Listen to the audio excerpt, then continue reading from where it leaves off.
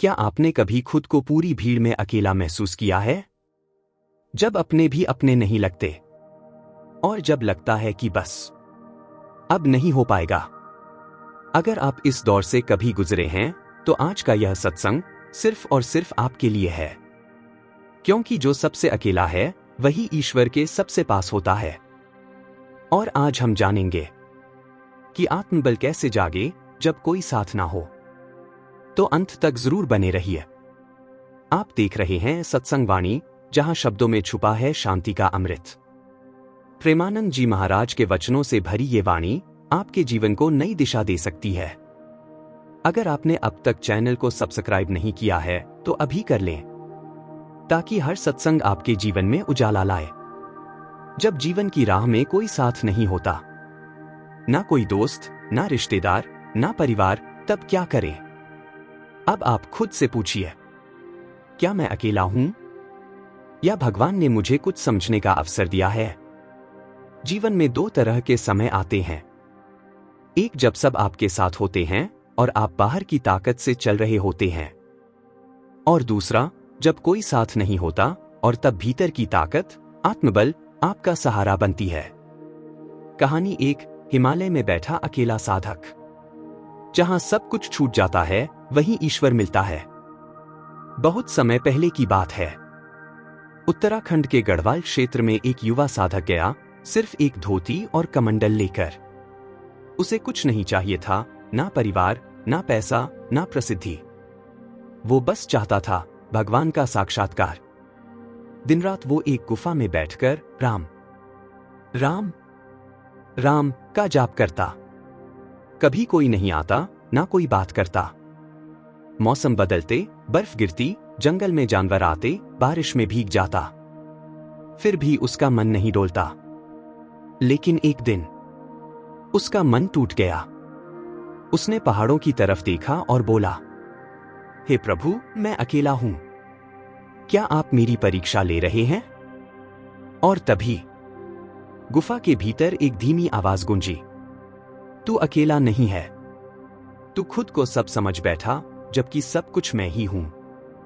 ये अकेलापन नहीं, मुझसे मिलन की सीढ़ी है। उस दिन से साधक ने अकेलेपन से डरना छोड़ दिया। वो हंसने लगा, क्योंकि उसे पता चल गया था कि भीतर बैठा ईश्वर ही सबसे बड़ा संग है। आज उस गुफा को लोग तपस्थल कहते हैं। कहानी 2, अर्जुन की गीता से पहले की आत्मलड़ाई। जब अपने ही विरोध में खड़े हो। महाभारत का युद्ध शुरू होने से पहले अर्जुन युद्ध भूमि में खड़ा था। सामने खड़े थे भीष्म पितामह, गुरु द्रोणाचार्य, भाई दुर्योधन, सब अपने। लेकिन विरोध में उसके हाथ कांपने लगे। गांडीव नीचे गिर गया। वो रोने लगा और बोला, माधव, मैं ये युद्ध नहीं कर सकता। ये मेरे अपने हैं, मैं अपनों को कैसे मारूं? अब सोचिए, जिसके साथ स्वयं श्री कृष्ण हो वो भी डगमगा जाए, तो हम जैसे साधारण लोग क्यों न डगमगाए? लेकिन श्री कृष्ण ने कहा, अर्जुन, जब तू आत्मा को पहचान लेगा तब तू समझेगा कि तू ही योद्धा है, तू ही युद्ध है और तू ही जीत है। उसके बाद जो गीता कही गई वो सिर्फ शास्त्र नहीं, आत्मबल का महामंत्र बन गई। कभी अर्जुन भी कमजोर था, लेकिन भगवान ने उसे उसकी भीतरी शक्ति दिखाई। कहानी 3, एक युवा और मोबाइल में मिला सत्संग। जब कोई न हो तब इंटरनेट भी भगवान का माध्यम बन सकता है। दिल्ली में रहने वाला एक लड़का, नाम था विवेक। कॉलेज का छात्र था, लेकिन बहुत ही अंतर्मुखी। दोस्तों ने उसका मजाक उड़ाया, रिश्तेदारों ने कहा नाकाम लड़का है। वो टूट गया। धीरे धीरे वो सोशल मीडिया से भी कट गया। और एक दिन ऐसा आया कि उसने खुद से कहा, अब और नहीं। उसी रात विवेक रो रहा था। मोबाइल खोला और YouTube पर लिखा, मैं अकेला हूं, क्या करूं? और वहां उसे दिखा प्रेमानंद महाराज जी का सत्संग, जब कोई साथ न हो तब क्या करें। उसने प्ले किया और पहली ही पंक्ति में कहा गया, अकेलेपन से मत घबराओ, क्योंकि जो सबसे अकेला होता है भगवान उसे सबसे पहले अपनाते हैं। बस कुछ टूट गया और कुछ नया जुड़ गया।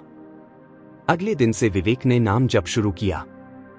धीरे धीरे उसका जीवन बदला, चेहरे पर चमक, आंखों में स्थिरता और मन में स्थायी आत्मबल।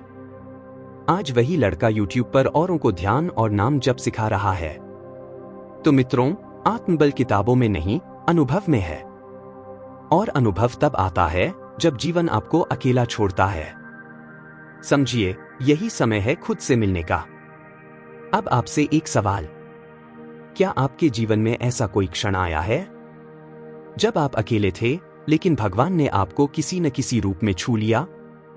नीचे कमेंट करें। आपकी कहानी किसी और को आत्मबल दे सकती है। अगर आज की ये वाणी आपके हृदय को छू गई, अगर आपके मन में आत्मबल की एक चिंगारी भी जली हो, तो इसे दूसरों के साथ जरूर साझा करें। वीडियो को लाइक करें, चैनल को सब्सक्राइब करें और बेल आइकन जरूर दबाएं, ताकि अगली बार जब वाणी गूंजे तो सबसे पहले आपके भीतर शांति बजे। जय श्री राधे कृष्णा। अगली वीडियो किस विषय पर होनी चाहिए, नीचे कमेंट में जरूर बताएं।